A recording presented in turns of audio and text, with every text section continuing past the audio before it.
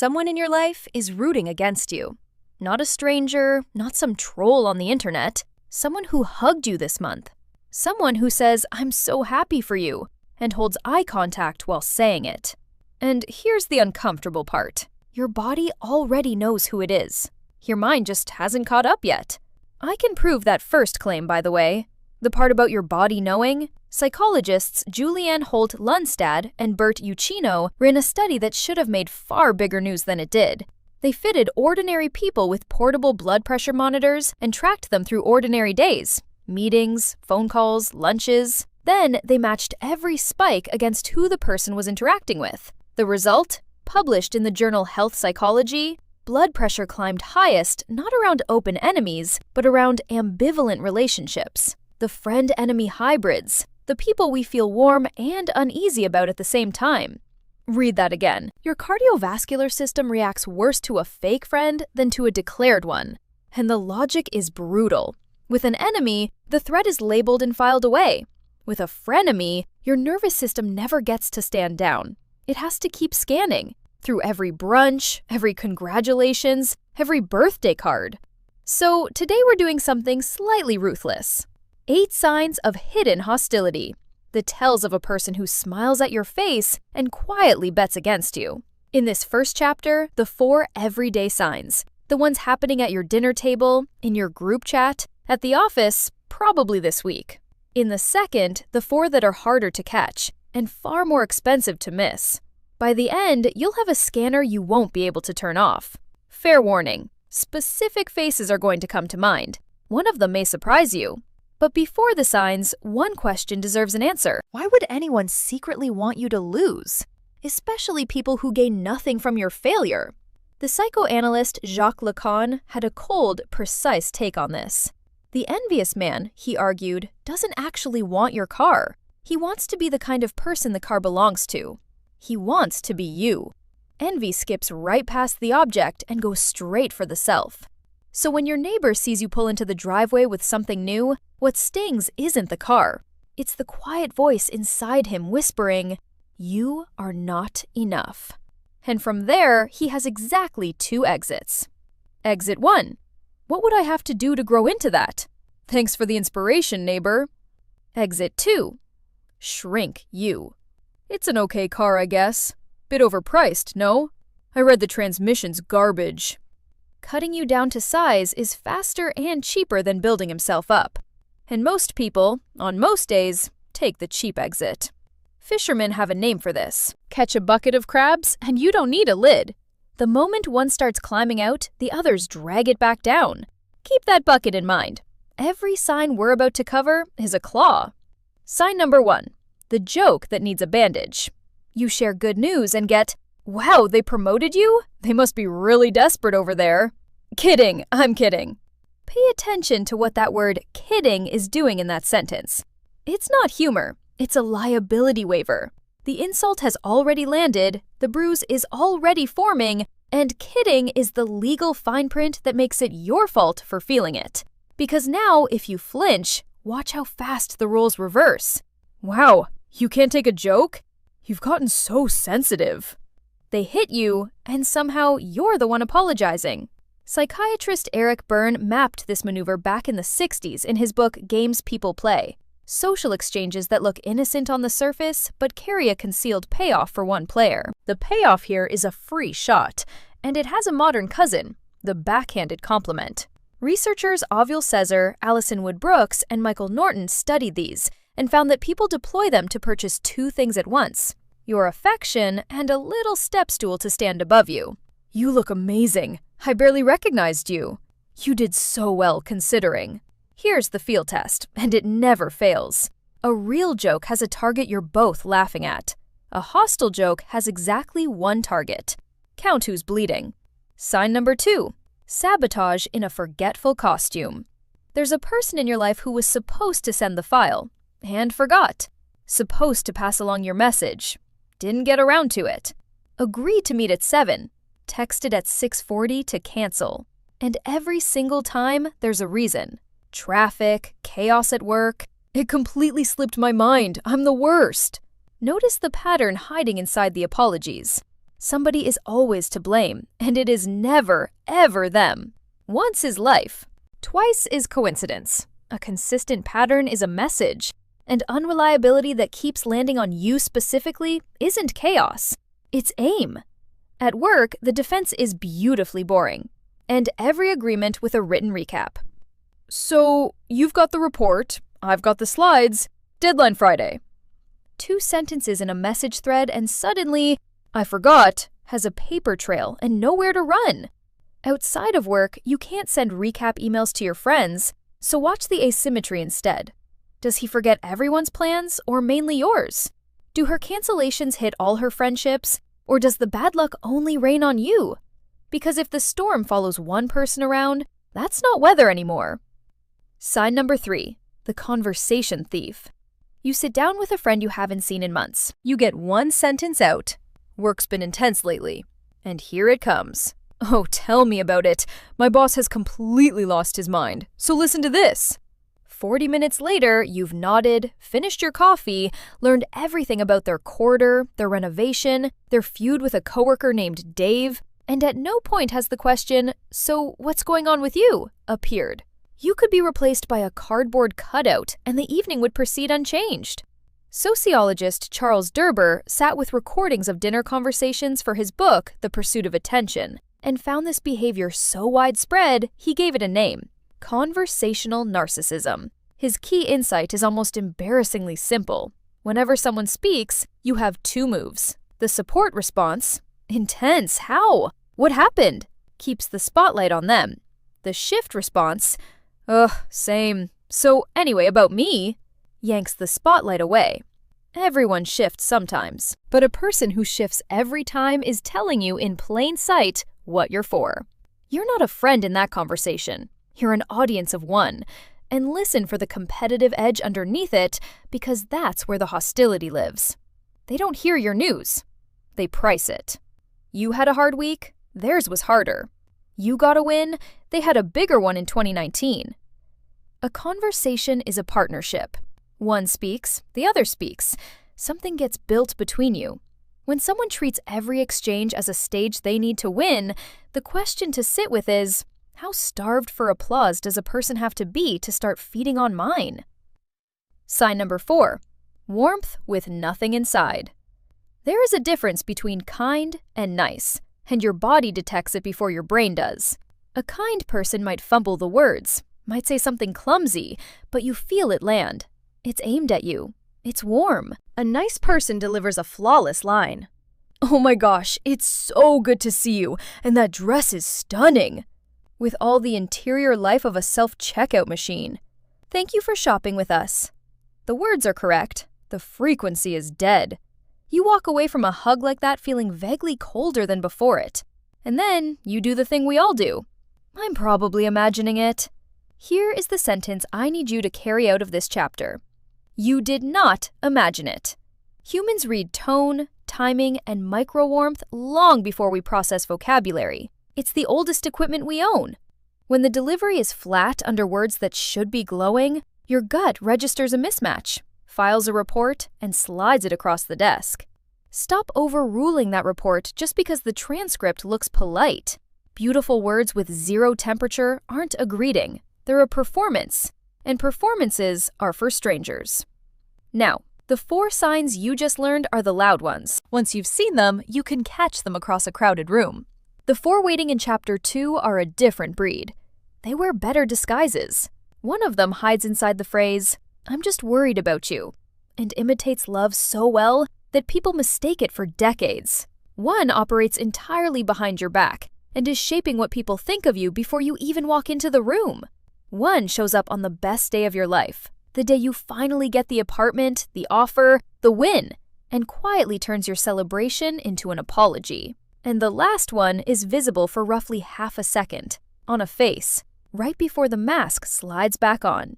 Half a second. But once you know where to look, you will never unsee it again. And at the very end, one question that turns this entire video around and points it at you. Because the frenemy in the room isn't always someone else. The most dangerous sentence you'll hear this year sounds exactly like love. It's soft, It's warm. It usually comes from someone at your own kitchen table. I'm just worried about you. 6 words. And inside them, if you know how to listen, you can sometimes hear a cage door closing. Welcome back. 4 signs down, 4 to go. And these are the ones that hide in plain sight. Inside care, inside silence, inside your happiest day. Let's open the cage. Sign number 5. Control wearing concern like a coat. Listen to the melody of these lines. Why are you even doing that blog thing? Come on, it's a little embarrassing. You're really wearing that? I don't know why you still talk to her. She's using you. Every one of those sentences shrinks something you chose.